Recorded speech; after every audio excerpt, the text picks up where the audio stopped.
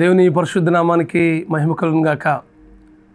Oh for today వాక్య సందేశాలు ప్రతిరోజు వింటున్న మీ అందరికీ మహాదేవుడును మన రక్షకుడైన యేసుక్రీస్తు ప్రభు వారి అత్యున్నతమైన నామంలో లైఫ్ చర్చ్ వైజాగ్ నుంచి మీకు శుభములు తెలియపరుస్తున్నాను.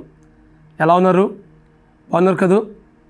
మీరు వ్యక్తిగతంగా, కుటుంబంగా దినదినము దేవునికి సమీపంగా జీవించాలని, దేవుడు మీ జీవితంలో ఘనమైన కార్యాలు జరిగించాలని, అలాగే మీ గొప్ప నిరీక్షణ మీ హృదయాల్లో నింపాలని ఈ వాక్య సందేశాలు ప్రార్థనపూర్వకంగా మీ వద్దకు మేము తీసుకొస్తున్నాం.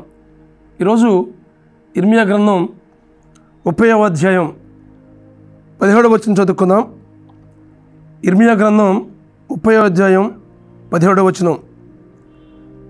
నేను నీకు ఆరోగ్యం కలుగజేసేదను, నీ గాయములను మాన్పెదను, ఇదే యెహోవా వాక్కు.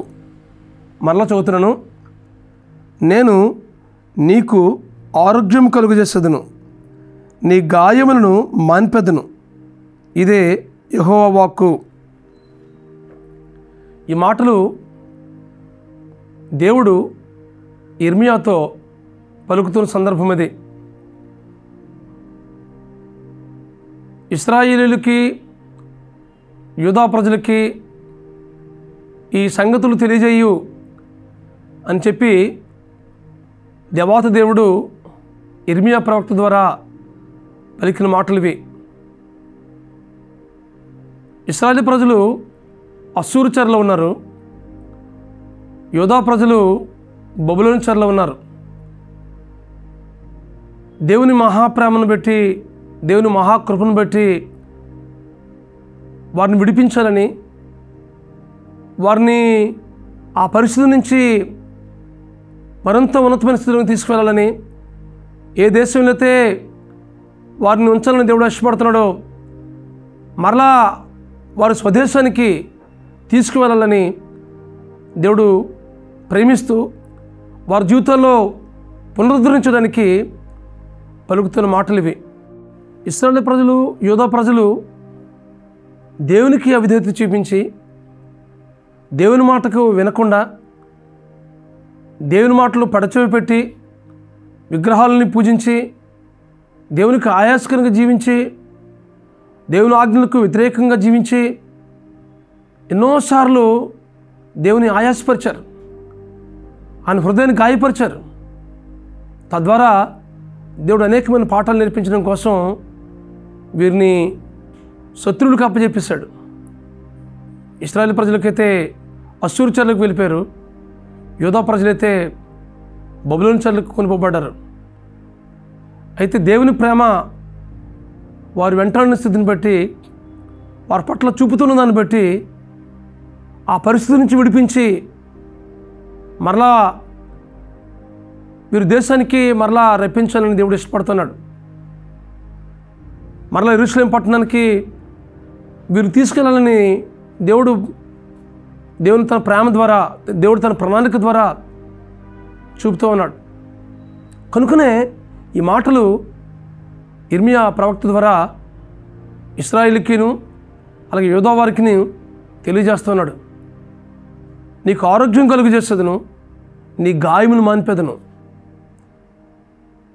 నిజంగా ఆ పరిస్థితుల్లో యూదా ప్రజలైతేనేమి, ఇశ్రాయేలు ప్రజలైతేనేమి చెరలో ఉన్నప్పుడు ఎంతో నలిగిపోయారు, ఎంతో వ్యాధులకు గురయ్యారు, శత్రువుల చేత బాధించబడ్డారు. ఏమాత్రం స్వేచ్ఛ, స్వతంత్రమైన పరిస్థితి వారి జీవితంలో నెలకొన్నది. హృదయమంతా గాయమైపోయింది, మానసికంగా, శారీరకంగా నలిగిపోయారు. కనుక ఇలాంటి పరిస్థితుల్లో దేవుడు తన మహాప్రేమ చేత నీకు ఆరోగ్యం కలుగు చేస్తాను, నువ్వు మానసికంగా కృంగిపోయావా, ఆ పరిస్థితి నుంచి నేను లేవనెత్తుతాను, లేకుంటే భౌతికంగా నువ్వు నీరసెళ్ళిపోయావా, ఆ పరిస్థితి నుంచి నేను బాగు చేస్తాను, నీ గాయాలు మాన్పుతాను, నీకు ఆరోగ్యం కలుగు చేస్తాను అంటున్నాడు. దేవుని మహాప్రేమ, దేవుని మహాకృప ఎంతో గొప్పదే. ఆ ప్రేమ, ఆ కృప ఇశ్రాయేలు ప్రజలకును యూదా ప్రజల మీద వెంటాడుతుంది. ఎన్నోసార్లు వారు తిరుగుబాటు చేసినప్పటికీ తండ్రి ప్రేమ వారిని ఆదరిస్తూ వారిని మరలా చేర్చుకోవాలని, మరలా వారిని చేరదీయాలని, ఆ స్థితి నుంచి ఎంతమాత్రం కూడా ఉండకూడదని దేవుడు కృప చూపిస్తున్నాడు వారి జీవితంలో. కొన్నిసార్లు వీరు ఆయాసకరంగా జీవిస్తున్నప్పటికీ దేవుని యొక్క ప్రేమ వీరి జీవితాల్లో వెంటాడుతుంది. వాక్యం ఉంటున్న మీ జీవితాల్లో మనం కూడా చాలాసార్లు దేవునికి ఆయాసకంగా జీవిస్తామా? అలా జీవించిన స్థితిని బట్టి కొన్నిసార్లు మానసికంగా, శారీరకంగా అనారోగ్యానికి గురవుతుంటాం, గాయపరచబడుతుంటాం, హృదయంలో వ్యాధిని కలుగుతుంది. ఎందుకోసం తెలుసా? దేవునికి దూరమైన స్థితిని బట్టి, ఆయన ఆజ్ఞలకు, ఆయన వాక్యానికి అవిధేయత చూపించిందని బట్టి, ఏమాత్రము ఆయన ప్రేమించలేకుండా ఉన్న స్థితిని బట్టి హృదయంలో నెమ్మది లేకుండా, సమాధానం లేకుండా, శాంతి లేకుండా ఉండే పరిస్థితి చాలా కాలం మన జీవితంలో కూడా ఉంటుంది. గడిచిన కాలంలో అలాంటి స్థితిలో మీరు కొనసాగారా?